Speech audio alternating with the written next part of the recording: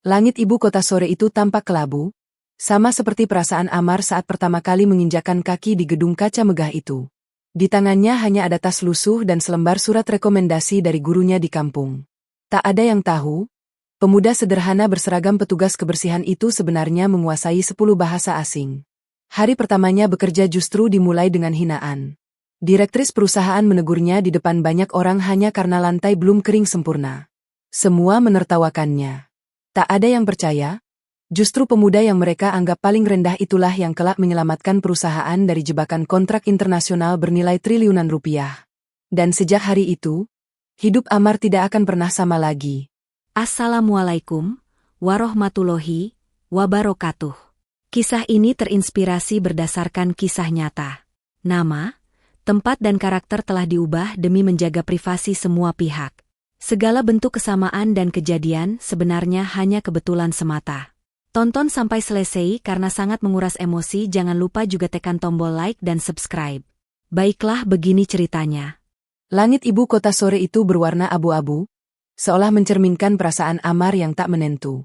Asap kendaraan berlapis-lapis seperti tirai tipis yang membuat Amar sedikit sesak saat ia berdiri di trotoar depan gedung kaca yang menjulang tinggi menantang langit. Di tangannya, ia menggenggam erat tas kain lusuh, satu-satunya harta yang ia bawa dari kampung halaman. Di saku bajunya, terselip selembar kertas yang sudah mulai melengkung di ujungnya. Surat rekomendasi dari Kiai Hamdan. Amar teringat pesan terakhir gurunya itu. Amar, dimanapun kamu bekerja, jangan tinggalkan salat dan jangan tinggalkan akhlak. Ilmu tanpa adab hanya akan jadi beban. Kalimat itu berputar seperti kompas di kepalanya saat ia melangkah masuk ke lobi yang megah. Lantai marmer yang mengkilap, lampu kristal yang benderang, dan aroma kopi mahal bercampur parfum mewah menyambutnya, menciptakan kontras yang menyakitkan dengan lantai semen pesantren yang dingin tempat ia dibesarkan. Ia merasa seperti semut di tengah istana raksasa, kecil dan tak berarti. Setelah melapor ke resepsionis yang menatapnya dengan pandangan merendahkan, Amar diarahkan menuju lift. Di dalam lift, ia menatap pantulan dirinya pada dinding stainless steel yang bersih. Seorang pemuda dengan wajah biasa dan harapan yang besar, bersiap memulai hidup baru sebagai seorang petugas kebersihan. Pagi berikutnya, gedung kantor mulai berdenyut dengan aktivitas. Amar sudah bekerja sejak subuh, memastikan setiap inci lantai berkilau sebelum para eksekutif datang. Namun, sebuah kesalahan kecil terjadi. Saat ia baru saja selesai mengepel area depan lift, pintu putar berputar cepat dan Natalia melangkah masuk dengan gaya seorang ratu. Sepatu hak tingginya berbunyi tegas di atas lantai yang masih sedikit lembab. Natalia tiba-tiba berhenti. Alisnya berkerut tajam saat ia melihat genangan air tipis yang belum sempat kering sempurna. Kenapa masih agak basah? Kalau ada tamu terpeleset bagaimana? Suaranya dingin, menusuk udara pagi yang tenang. Amar terkesiap dan segera menunduk dalam, memegang gagang pelnya dengan tangan yang sedikit bergetar. Maaf, Bu. Barusan saya selesaikan di bagian sini. Sebentar lagi kering. Jawab Amar dengan suara pelan namun sopan. Natalia menatap Nametag di dada Amar dengan pandangan sinis. Amar? Ya? Kerja itu jangan setengah-setengah. Di kantor ini, satu kesalahan kecil bisa jadi bencana besar. Ucapnya tanpa perasaan sebelum berlalu pergi, meninggalkan aroma parfum mahal yang terasa menyesakkan bagi Amar. Beberapa karyawan yang lewat ikut tertawa kecil, memandang Amar seolah ia adalah noda di atas lantai yang baru saja ia bersihkan.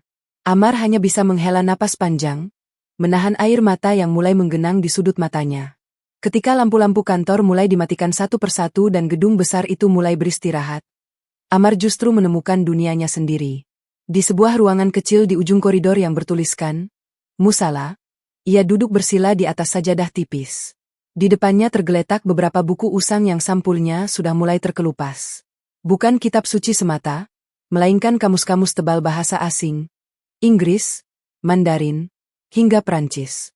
Di bawah cahaya lampu yang redup, Amar mulai menuliskan kosakata baru dalam buku catatan kecilnya.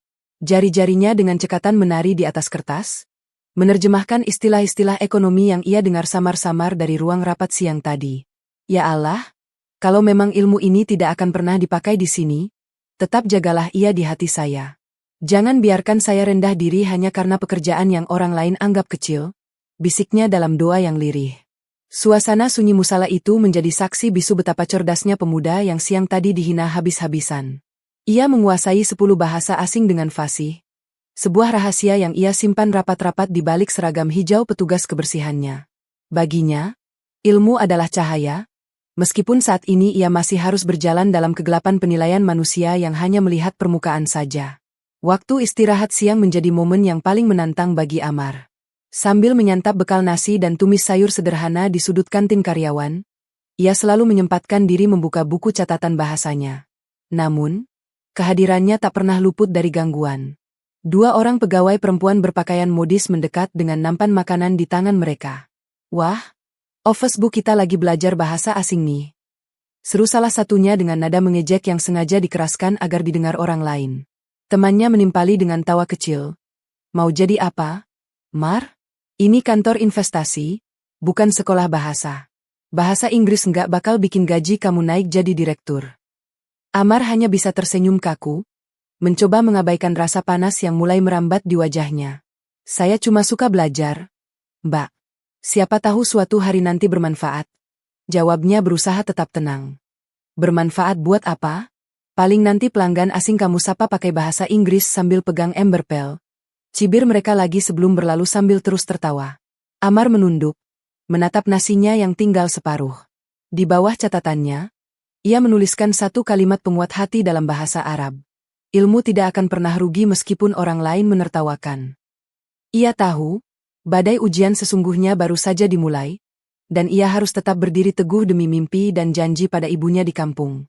Suasana di lantai eksekutif pagi itu terasa jauh lebih mencekam dari hari-hari sebelumnya. Kesibukan luar biasa terlihat dari langkah para staf yang terburu-buru, membawa tumpukan dokumen tebal dan laptop. Amar, yang sedang bertugas membersihkan kaca jendela besar di sepanjang koridor menuju ruang rapat utama, berusaha menjaga keberadaannya agar tetap tidak terlihat, seperti bayangan di antara gemerlap kemewahan. Saat ia sedang memeras kain lapnya, pintu ruang tunggu VIP terbuka sedikit. 2 orang pria asing berjas abu-abu gelap melangkah keluar, berdiri cukup dekat dengan posisi Amar yang sedang membungkuk di balik pilar besar. Mereka tidak menyadari bahwa pemuda berseragam hijau itu memahami setiap kata yang mereka ucapkan dalam bahasa Turki yang kental. Jika mereka menandatangani draft ini tanpa memeriksa lampiran bahasa aslinya, seluruh aset teknologi mereka akan menjadi milik kita dalam 5 tahun.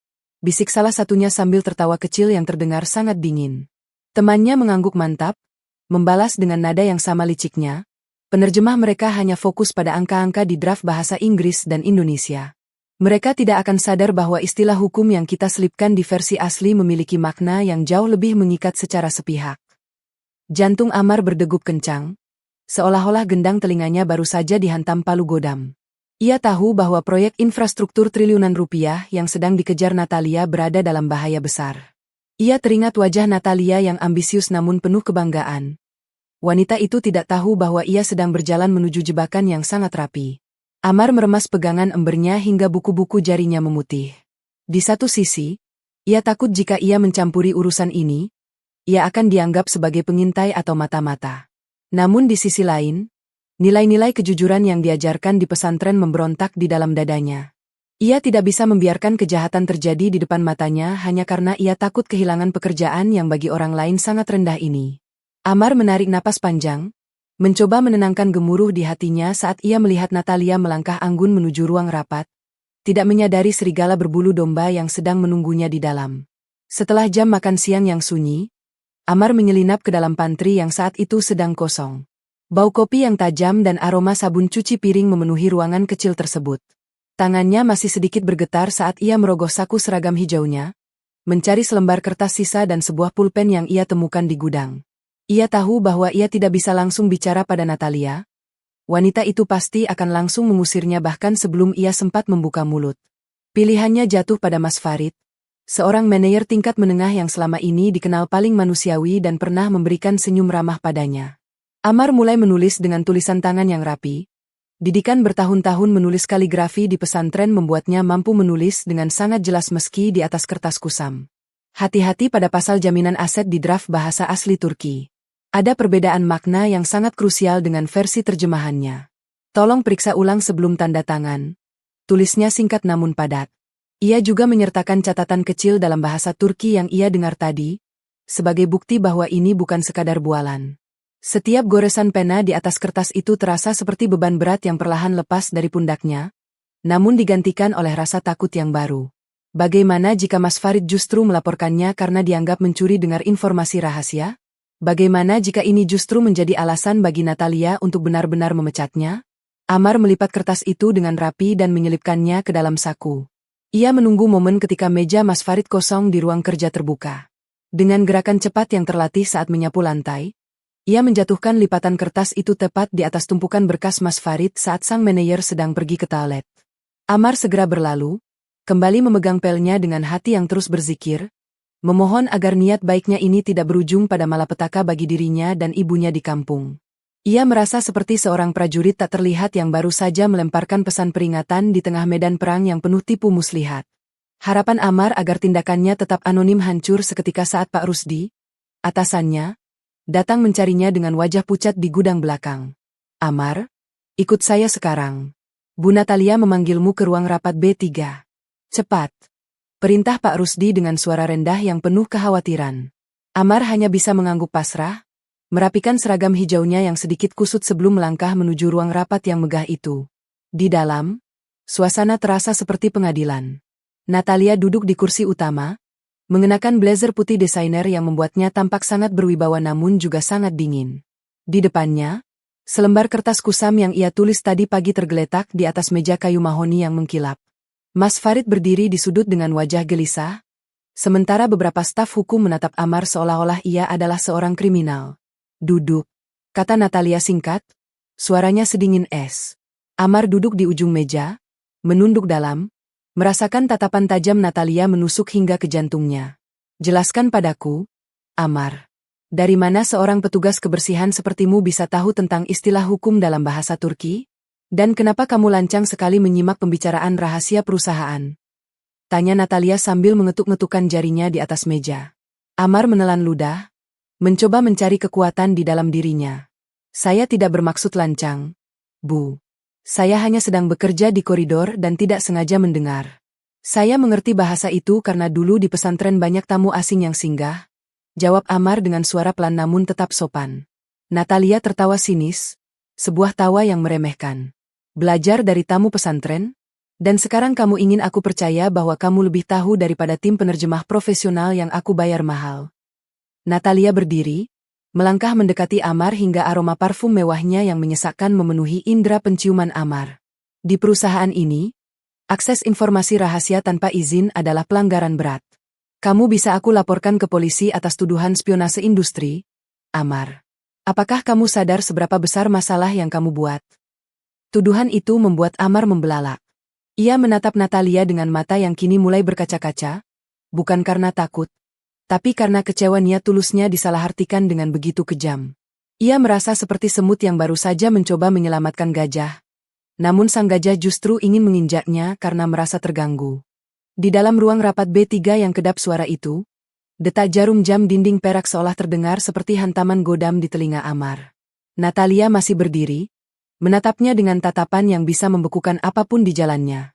Cahaya lampu dari plafon yang mewah memantul di atas meja mahoni, memperlihatkan betapa kusamnya kertas peringatan yang ditulis Amar dibandingkan dengan tumpukan dokumen legal yang berjilid rapi.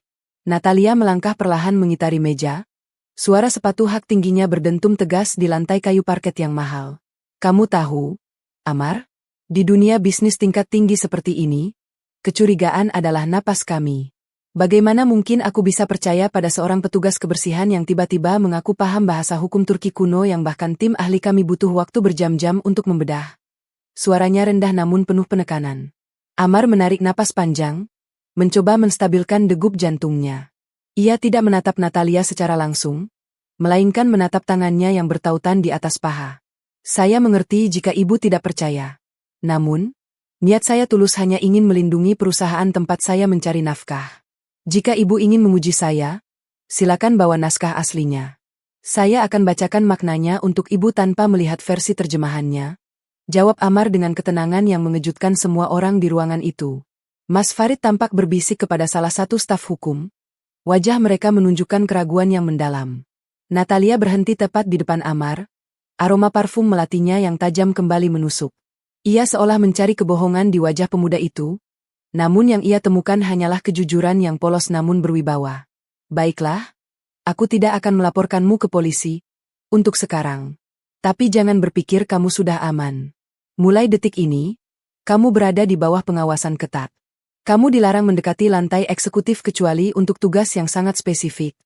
Dan Pak Rusdi akan melaporkan setiap pergerakanmu setiap jam.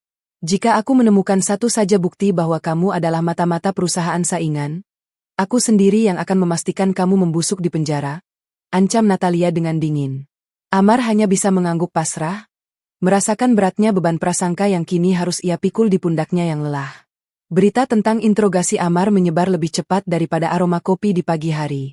Saat ia melangkah keluar dari ruang rapat, ia bisa merasakan puluhan pasang mata menatapnya dengan berbagai ekspresi. Sebagian besar adalah kecurigaan dan cemoohan. Saat ia sedang menyeka pegangan tangga di lantai 2, dua orang karyawan pria sengaja lewat sambil menyenggol embernya hingga airnya tumpah ke lantai yang baru saja ia bersihkan. Maaf ya, Tuan penerjemah rahasia. Kami nggak sengaja, ejek salah satunya sambil tertawa keras yang bergema di koridor. Amar hanya diam, segera mengambil kain pel untuk membersihkan tumpahan air itu tanpa membalas sepatah kata pun. Ia teringat nasihat Kiai Hamdan bahwa adab tetap harus dijaga bahkan saat kita diperlakukan tanpa adab. Sore itu, ia melarikan diri ke musala, satu-satunya tempat di mana statusnya sebagai petugas kebersihan tidak menjadi penghalang untuk berkomunikasi dengan Sang Pencipta. Di sana, ia bertemu dengan Mas Farid yang ternyata sedang menunggu untuk salat asar. Mas Farid menatapnya dengan tatapan yang sedikit lebih lunak daripada di ruang rapat tadi. Amar, aku secara pribadi ingin berterima kasih atas catatan itu, meskipun aku harus melaporkannya demi prosedur perusahaan. Aku sempat memeriksa ulang bagian yang kamu sebutkan dengan bantuan teman di kedutaan, dan, sepertinya kamu benar. Ada istilah yang sangat menjebak di sana, bisik Mas Farid dengan suara rendah agar tidak terdengar orang luar. Amar tersenyum tipis, merasa sedikit lega karena setidaknya ada satu orang yang melihat kebenaran. Terima kasih, Mas Farid. Saya tidak butuh pengakuan, saya hanya ingin bekerja dengan tenang demi ibu saya, jawab Amar. Mas Farid menepuk bahu Amar pelan. Tapi tetaplah waspada, Mar. Bu Natalia itu wanita yang sangat perfeksionis dan dia benci merasa tidak tahu sesuatu. Kamu baru saja menunjukkan bahwa kamu tahu sesuatu yang dia lewatkan, dan itu melukai harga dirinya. Tetaplah rendah hati dan jangan tunjukkan kelebihanmu terlalu mencolok untuk saat ini. Amar mengangguk paham. Di bawah temaram lampu musala, ia membuka kembali kamus bahasa Rusianya, mencoba menenggelamkan diri dalam ilmu untuk melupakan rasa sakit akibat pengasingan sosial yang ia alami di kantor megah itu. Hari yang ditunggu-tunggu pun tiba. Gedung kantor berubah menjadi medan diplomasi internasional yang sangat sibuk. Karpet merah dibentangkan di lobi, dan bendera-bendera kecil dari berbagai negara terpasang di meja panjang ruang konferensi utama. Amar diperintahkan oleh Pak Rusdi untuk tetap berada di area servis dan dilarang keras menampakkan diri di koridor utama selama acara berlangsung. Namun, takdir berkata lain. Saat ia sedang merapikan gudang penyimpanan yang terletak tak jauh dari pintu belakang ruang VIP, ia kembali melihat dua pria berjas abu-abu gelap yang ia dengar pembicaraannya tempo hari. Kali ini, mereka tidak sendirian, mereka didampingi oleh seorang penerjemah resmi yang tampak sangat gugup. Dari balik tumpukan kotak tisu, Amar menajamkan pendengarannya. Kali ini mereka berbicara dalam bahasa Inggris dengan aksen yang sangat berat, mendiskusikan rencana terakhir untuk memastikan Natalia menandatangani lampiran tambahan yang disisipkan di saat-saat terakhir. Penerjemah mereka tidak akan sadar bahwa klausa arbitrase ini dialihkan ke yurisdiksi yang sepenuhnya kita kuasai. Begitu pena itu menyentuh kertas, teknologi mereka secara hukum menjadi milik kita dalam kondisi gagal bayar sekecil apapun, bisik pria itu dengan senyum licik. Amar merasa perutnya mulas. Ia melihat Natalia keluar dari lift. Tampak sangat memukau dengan blazer putihnya yang bersih dan rambut hitam yang tersisir sempurna. Namun di mata Amar, wanita itu tampak seperti domba yang berjalan masuk ke sarang serigala. Natalia memegang draft kontrak dengan penuh percaya diri, menyalami para delegasi dengan senyum yang menunjukkan otoritasnya, tidak menyadari bahwa di balik keramahan para tamu asing itu, ada pisau yang siap menusuk dari belakang. Amar meremas sapu lidi yang dipegangnya, merasa sangat tersiksa karena ia tahu kebenaran namun ia terikat oleh janji untuk tidak mencampuri urusan eksekutif lagi. Ia teringat wajah ibunya dan wajah Kiai Hamdan. Kejujuran adalah harga mati, namun taruhannya kali ini adalah masa depannya sendiri di kota ini. Apakah ia harus diam dan membiarkan perusahaan itu hancur? Ataukah ia harus mengambil risiko terakhir untuk menyelamatkan wanita yang telah menghinanya habis-habisan? Suasana di lorong servis yang remang-remang terasa sangat mencekam bagi Amar. Dari balik tumpukan boks peralatan kebersihan, ia bisa melihat pintu ganda ruang konferensi utama yang berlapis emas, tempat masa depan perusahaan Natalia dipertaruhkan. Aroma pembersih lantai yang tajam di sekitarnya seolah menjadi pengingat akan posisinya yang rendah. Namun pendengarannya yang tajam menangkap bisikan-bisikan licik dari dua pria berjas abu-abu yang kembali berdiri di dekat dispenser air. Mereka tertawa kecil, berbicara dalam dialek Turki yang sangat spesifik. Dialek yang pernah dipelajari Amar dari seorang musafir tua di pesantren. Perusahaan ini terlalu sombong untuk memeriksa detail kecil, bisik salah satu delegasi sambil menyesap kopi. Mereka hanya peduli pada angka-angka di layar proyektor, tanpa sadar bahwa di lampiran C versi asli, kita telah memasukkan klausul yang menyatakan bahwa kegagalan teknis apapun akan memberikan kita hak penuh atas hak paten teknologi mereka. Amar merasakan keringat dingin membasahi punggungnya di balik seragam hijaunya yang lusuh. Ia teringat ancaman Natalia di ruang rapat B3. Ia dilarang mendekat, dilarang ikut campur. Namun, di dalam dadanya, ajaran Kiai Hamdan tentang Amar Ma'ruf Nahi Munkar, atau menyeru pada kebaikan dan mencegah kejahatan, berdenyut keras seperti genderang perang. Jika ia diam, ia selamat secara posisi pekerjaan, namun hatinya akan mati karena membiarkan penipuan terjadi. Jika ia bicara, ia hampir pasti akan dipecat atau bahkan dipenjara karena dianggap melanggar privasi tingkat tinggi. Amar merogoh saku seragamnya, menyentuh butiran tasbih kecil yang selalu ia bawa. Ia memejamkan mata sejenak, mencari ketenangan di tengah badai kecemasan. Cahaya lampu neon di lorong itu berkedip-kedip, menciptakan bayangan panjang yang seolah-olah sedang memuji keberaniannya. Ia tahu, detik-detik ini adalah penentu apakah ia akan tetap menjadi sekadar bayangan di dinding marmer mewah ini, atau menjadi cahaya yang membongkar kegelapan di dalam sana. Pintu ruang konferensi utama terbuka pelan, dan Amar melangkah masuk dengan nampan berisi air mineral botol kaca premium. Di dalam, ruangan itu dipenuhi oleh aroma parfum mahal, aroma kesuksesan yang sangat mengintimidasi. Natalia duduk di tengah, tampak sangat memukau dengan blazer putihnya yang mencolok di antara jas-jas gelap para pria di sekitarnya. Rambut hitamnya yang lurus berkilau di bawah lampu kristal, dan matanya yang tajam fokus pada dokumen tebal di depannya. Saat Amar mendekat untuk meletakkan air mineral, ia melihat Natalia sudah menggenggam pena emasnya, siap untuk membubuhkan tanda tangan yang akan mengikat perusahaannya dalam kontrak triliunan rupiah. Natalia mendongak sebentar, alisnya bertaut tajam saat menyadari siapa yang melayani minuman. Tatapan matanya yang dingin seolah berkata, "Berani-beraninya kamu melanggar perintahku." Namun, Amar tetap tenang meski jantungnya berdegup hingga ke tenggorokan. Ia sengaja meletakkan botol air tepat di samping lampiran C yang terbuka, matanya dengan cepat memindai teks bahasa Turki di sana. Benar saja, istilah mulkiyet devri, yang berarti pengalihan kepemilikan total disisipkan dengan sangat halus dalam kalimat yang tampak seperti prosedur standar. Amar menarik napas panjang. "Permisi, Bu Natalia," ucapnya dengan suara yang cukup keras hingga membuat suasana ruangan yang sunyi itu seketika pecah. Mas Farid yang duduk di baris kedua tampak terkejut dan memberi kode agar Amar segera keluar, namun Amar tidak bergeming. Natalia meletakkan penanya dengan kasar, menciptakan bunyi, "tak," yang bergema di ruangan itu. "Amar, aku sudah bilang jangan menampakkan wajahmu di sini. Keluar sekarang sebelum aku memanggil keamanan," seru Natalia dengan nada yang penuh dengan otoritas yang membeku. Para delegasi asing menatap Amar dengan pandangan meremehkan, menganggapnya hanya seorang pelayan yang tidak tahu tata krama. Namun, Amar justru menatap balik delegasi utama Turki itu dengan tatapan yang penuh dengan makna yang tak terucapkan. Sebuah tantangan bisu bagi mereka yang sedang mencoba mencurangi kejujuran. Tanpa memedulikan perintah Natalia untuk keluar, Amar justru melangkah maju satu langkah lagi, mendekati meja kayu mahoni yang sangat besar itu. Ia menunjuk langsung ke sebuah paragraf di lampiran bahasa Turki. Dengan suara yang sangat mantap dan pelafalan yang sempurna, Amar mulai berbicara dalam bahasa Turki yang kental. "Sayın delegeler, bu bölgenin Türkçe metnindeki mulkiyet devri maddesi, İngilizce çevirisiyle TM olarak ortusmuyor. Bu bir hata değil, bir tuzak," ucapnya. Ruangan itu seketika hening total, seolah-olah oksigen baru saja dihisap keluar dari sana. Delegasi utama Turki itu membelalak. Wajahnya yang tadi penuh kemenangan kini berubah menjadi pucat pasi seputih kertas. Natalia terpaku, penanya terjatuh dari tangannya dan menggelinding di atas meja. Ia menatap Amar seolah-olah sedang melihat hantu. Bagaimana mungkin seorang petugas kebersihan yang sering ia hina memiliki kemampuan linguistik sehebat ini? Amar kemudian beralih ke bahasa Indonesia, menjelaskan kepada Natalia dan tim hukumnya.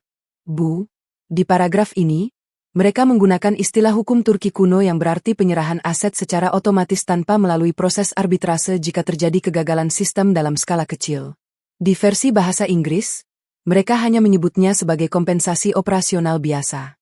Jika ibu menandatangani ini, perusahaan ibu akan kehilangan seluruh kendali atas teknologi inti ibu dalam waktu singkat. Salah seorang penerjemah resmi perusahaan yang duduk di sudut tanpa gemetar, segera memeriksa kembali draft tersebut dan wajahnya berubah menjadi sangat ketakutan karena ia baru menyadari kesalahan fatal yang hampir ia lewatkan. Delegasi asing itu mencoba membela diri dalam bahasa Inggris yang terbata-bata, namun Amar dengan cepat memotong mereka kembali dalam bahasa Turki, membedah setiap celah hukum yang mereka sembunyikan dengan kelancaran seorang ahli diplomat. Natalia berdiri perlahan, matanya yang tajam kini tidak lagi menatap Amar dengan kemarahan, melainkan dengan campuran rasa takjub, malu, dan syukur yang mendalam. Ia menyadari bahwa pemuda berseragam hijau yang selama ini ia anggap sebagai noda di kantornya, justru adalah satu-satunya orang yang memegang kunci keselamatan bagi seluruh kerajaan bisnisnya. Suasana yang tadi penuh dengan kepura-puraan diplomatik kini berubah menjadi medan konfrontasi yang sangat jujur, di mana kebenaran mulai muncul ke permukaan berkat keberanian seorang santri. Keheningan yang mencekam menyelimuti ruang konferensi utama selama beberapa detik yang terasa abadi. Natalia masih mematung, tangannya yang memegang pena emas tampak bergetar sangat tipis. Sebuah pemandangan yang jarang terlihat dari seorang wanita besi seperti dirinya. Ia menatap draft kontrak di depannya, lalu beralih menatap delegasi Turki yang kini wajahnya memerah karena malu dan kemarahan yang tertahan. Delegasi utama itu, seorang pria parubaya bernama Emir Krem, mencoba memperbaiki posisi duduknya, namun gerakan gelisahnya tidak bisa menutupi fakta bahwa ia baru saja tertangkap basah. Amar tetap berdiri di sana, dengan nampan air mineral yang masih ia pegang erat, memberikan kontras yang luar biasa antara seragam hijaunya yang lusuh dengan kemegahan ruangan tersebut. Reces. 10 menit. Natalia akhirnya bersuara, nadanya tajam dan tidak menerima bantahan. Ia segera berdiri, memberikan isyarat kepada tim hukumnya untuk mengikutinya ke ruang buntu di belakang meja utama. Amar yang hendak berbalik pergi justru dicegah oleh suara Natalia. Amar, tetap di sini. Jangan berani-berani keluar dari ruangan ini, perintahnya. Mas Farid tampak bingung, antara bangga pada kejujuran Amar dan takut akan konsekuensi besar yang akan menimpa perusahaan. Sementara itu, di meja delegasi asing, bisikan-bisikan panik mulai terdengar dalam bahasa Turki yang cepat. Amar mendengar mereka mengumpat, menyebutnya sebagai pelayan pengganggu yang merusak rencana bertahun-tahun.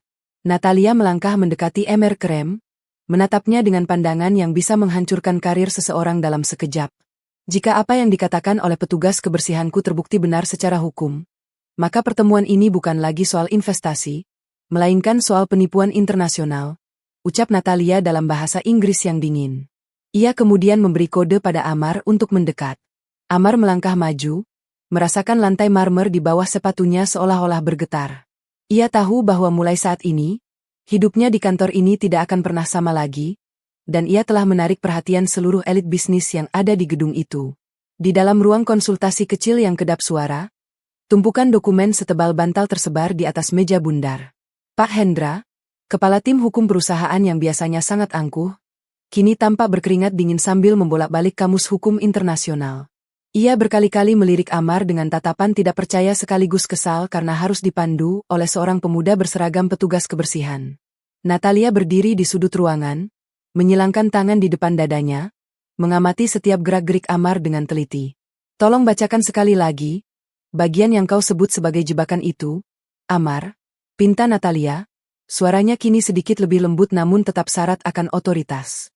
Amar mengambil salinan kontrak tersebut, jarinya yang kasar karena pekerjaan manual menunjuk dengan presisi pada baris ke-14 di lampiran C. Di sini tertulis, Mulkiyetin Derhal Devri, yang berarti pengalihan kepemilikan segera, tanpa syarat. Para penerjemah Anda mengartikannya sebagai kompensasi bertahap. Ini adalah manipulasi istilah hukum Turki Utsmani yang sangat spesifik. Bu. Biasanya hanya digunakan dalam transaksi aset tanah di pedalaman Anatolia. Sangat jarang muncul di kontrak modern kecuali ada niat untuk menyembunyikan sesuatu. Jelas Amar dengan tenang. Pak Hendra memeriksa referensi digitalnya dan mendesis pelan saat menyadari kebenaran ucapan Amar. Dia benar, Bu Natalia. Jika kita menandatangani ini, kita menyerahkan seluruh hak kekayaan intelektual kita jika ada keterlambatan pembayaran bahkan hanya 1 hari. Bisik Pak Hendra dengan nada ngeri. Natalia menghela napas panjang. Sebuah ekspresi kekecewaan yang mendalam terpancar dari wajahnya yang sempurna. Ia menatap Amar seolah-olah baru pertama kali melihat manusia di balik seragam hijau itu. Rasa malu merayap di hati Natalia. Ia teringat bagaimana ia menghina Amar karena lantai yang sedikit basah. Padahal pria inilah yang baru saja menyelamatkan ribuan karyawan dari kebangkrutan massal. Berapa banyak lagi bahasa yang kau kuasai? Amar? Jangan berbohong padaku. Tanya Natalia dengan nada menyelidik yang penuh rasa ingin tahu. Pertemuan dilanjutkan kembali. Namun kali ini atmosfer di ruangan itu benar-benar berbeda. Natalia tidak lagi duduk santai. Ia berdiri tegak di ujung meja, memerintahkan Amar untuk duduk di kursi di sebelah Pak Hendra. Sebuah pemandangan yang membuat para staf lain di luar ruangan mengintip melalui celah pintu dengan mulut ternganga. Emir Krem mencoba untuk memulai pembelaan diri dengan bahasa Inggris yang terbata-bata, mengklaim bahwa itu hanyalah kesalahan klerikal dari tim hukum mereka di Ankara. Namun, Natalia mengangkat tangannya untuk membungkam pria itu. Cukup. Tidak ada kesalahan klerikal yang sespesifik itu. Kalian mencoba merampok perusahaanku di rumahku sendiri, ucap Natalia. Suaranya bergema dengan kekuatan yang membuat seisi ruangan merinding. Ia kemudian menatap Amar dan mengangguk. Amar, yang merasa sedikit canggung namun dipenuhi keberanian moral, berdiri dan berbicara langsung kepada Emir Krem dalam bahasa Turki yang sangat formal dan tajam. Beyefendi, durustluk her seden once gelir. Bu yap sadece is ahlakna değil, insanla da aykırıdır. Ucap Amar, yang intinya menyatakan bahwa kejujuran di atas segalanya dan tindakan mereka adalah penghinaan terhadap kemanusiaan.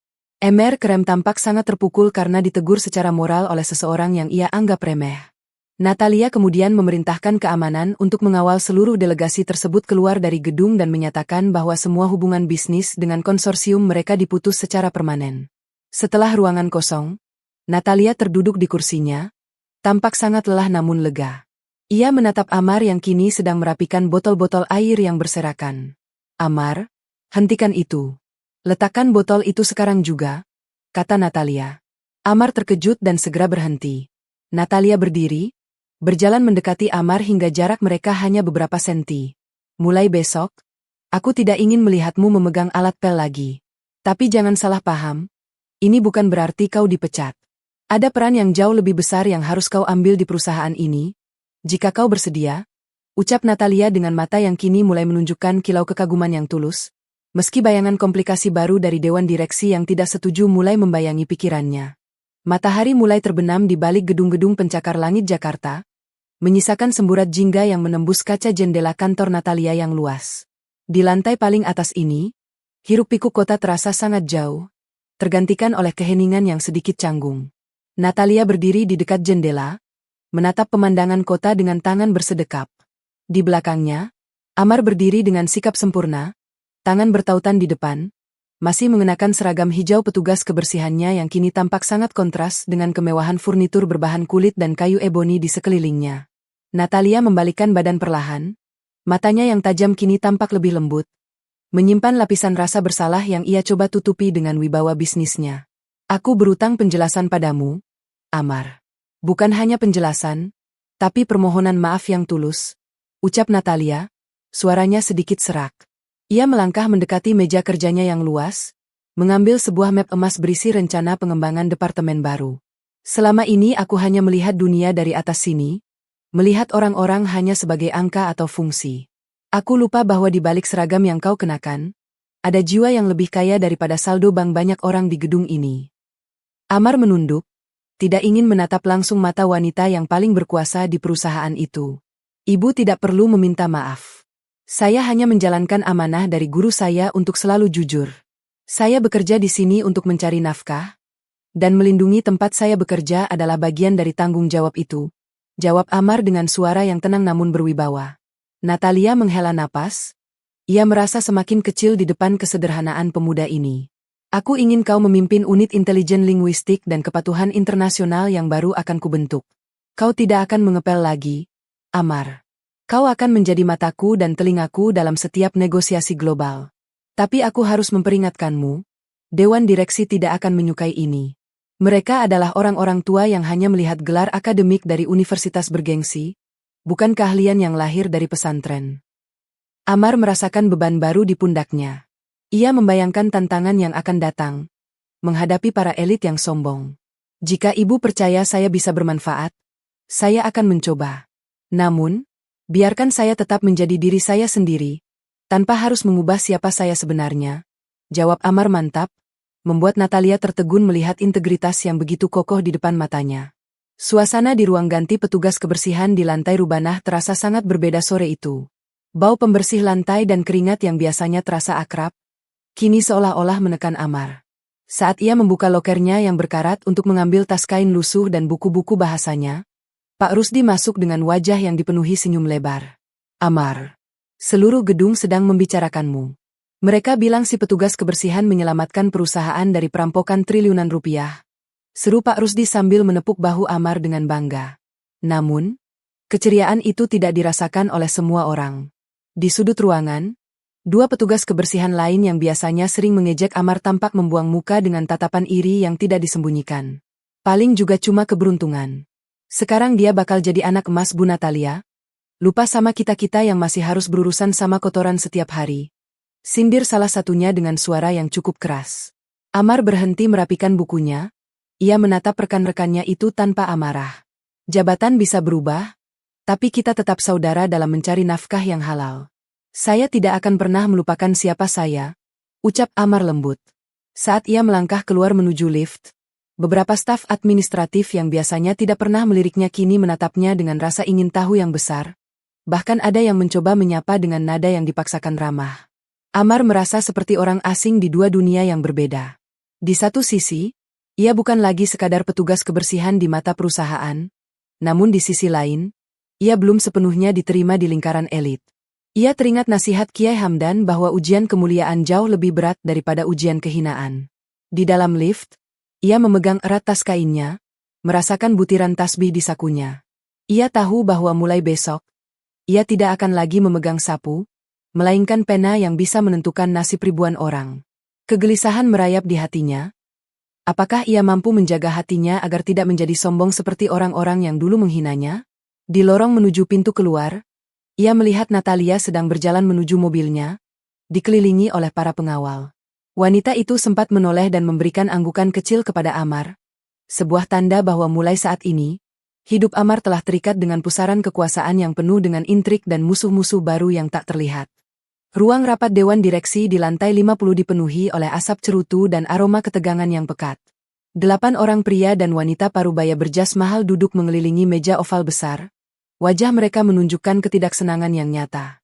Pak Gunawan, salah satu direktur senior yang paling berpengaruh, menggebrak meja dengan dokumen profil Amar. Ini gila, Natalia.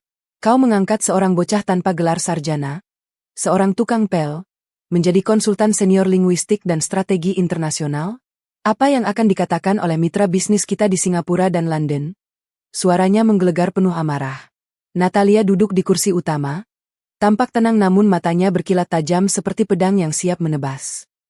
Yang akan mereka katakan adalah betapa cerdasnya perusahaan ini karena memiliki pakar yang mampu mendeteksi penipuan yang tim hukum kita yang bergelar doktor pun gagal menyadarinya. Balas Natalia dengan nada dingin yang mematikan. Pintu ruang rapat terbuka, dan Amar masuk dengan langkah yang mantap meskipun ia merasa sangat kecil di hadapan para raksasa korporat ini. Ia tidak lagi memakai seragam hijau, melainkan kemeja batik sederhana yang bersih, pemberian dari Pak Rusdi. Natalia memberi isyarat agar Amar duduk di sampingnya, sebuah tindakan yang membuat para direktur itu menarik napas pendek karena terkejut. Silakan, Pak Gunawan. Jika Anda meragukan kemampuan Amar, mari kita uji sekarang juga. Kami baru saja menerima draft kontrak tambahan dari pihak Rusia dalam dialek industri yang sangat spesifik. Bisakah tim ahli Anda menerjemahkan nuansa hukum di dalamnya dalam 10 menit? Tantang Natalia. Ruangan menjadi hening. Amar membuka dokumen yang disodorkan. matanya dengan cepat memindai huruf-huruf Sirilik yang rumit. Dalam waktu kurang dari 5 menit, Amar mulai menjelaskan dengan fasih tentang adanya upaya penyembunyian pajak dalam klausul pengiriman logistik yang bisa membahayakan perusahaan di pengadilan internasional. Para direktur itu terdiam, mereka saling pandang dengan ekspresi yang sulit diartikan. Mereka membenci fakta bahwa mereka membutuhkan pemuda ini, namun kecerdasan Amar terlalu nyata untuk diabaikan. Ketegangan di ruangan itu menjadi awal dari perang dingin di dalam perusahaan. Antara mereka yang ingin mempertahankan status quo dan Natalia yang mulai menyadari bahwa kejujuran dan kemampuan murni jauh lebih berharga daripada sekadar ijazah dari luar negeri. Malam telah larut, namun cahaya di ruang kerja baru Amar masih menyala terang. Ruangan ini kecil namun privat, terletak tepat di sebelah suite eksekutif Natalia. Amar duduk di depan tumpukan dokumen digital yang telah disalin dari sistem delegasi Turki sebelum mereka diusir. Jari-jarinya dengan lincah mengetik di keyboard, menghubungkan titik-titik informasi yang tercecer. Tiba-tiba, ia menemukan sebuah korespondensi terenkripsi dalam bahasa Prancis tingkat tinggi yang dialihkan melalui server di Swiss. Jantungnya berdegup kencang saat ia menerjemahkan kalimat demi kalimat. Proyek infrastruktur Jakarta hanyalah pintu masuk. Target sebenarnya adalah akuisisi paksa terhadap hak paten teknologi energi hijau mereka melalui lubang hitam hukum di pasar sekunder.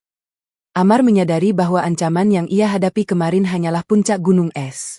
Ada sebuah sindikat ekonomi global yang sedang berusaha menghancurkan kekaisaran bisnis Natalia dari dalam.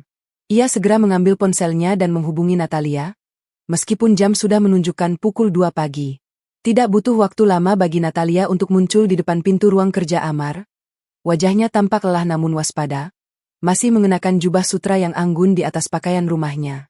"Apa yang kau temukan, Amar?" tanya Natalia dengan nada mendesak. Amar menunjukkan layar monitornya, menjelaskan tentang pergerakan saham tersembunyi yang sedang mencoba menggerogoti stabilitas perusahaan mereka. Mereka tidak hanya menggunakan bahasa untuk menipu dalam kontrak, Bu. Mereka menggunakan bahasa sandi keuangan untuk melakukan sabotase. Kita tidak sedang menghadapi satu perusahaan, tapi sebuah konsorsium bayangan yang memiliki koneksi politik kuat, jelas Amar. Natalia terpaku. Ia menyadari bahwa posisi mereka sekarang sangat rapuh. Ia menatap Amar, satu-satunya orang yang bisa ia percayai di tengah badai pengkhianatan ini. "Dulu aku berpikir uang bisa membeli keamanan, tapi sekarang aku sadar hanya kebenaran yang bisa menyelamatkan kita. Besok, kita akan mulai melakukan serangan balik. Aku ingin kau menganalisis setiap komunikasi keluar masuk dari Dewan Direksi. Aku curiga ada mata-mata di antara kita," bisik Natalia. Amar mengangguk, menyadari bahwa perannya kini bukan lagi sekadar penerjemah, melainkan benteng pertahanan terakhir bagi ribuan nasib karyawan yang menggantung pada integritasnya. Kegelapan di luar gedung tampak lebih pekat, seolah sedang bersiap untuk menelan siapapun yang lengah dalam permainan kekuasaan ini.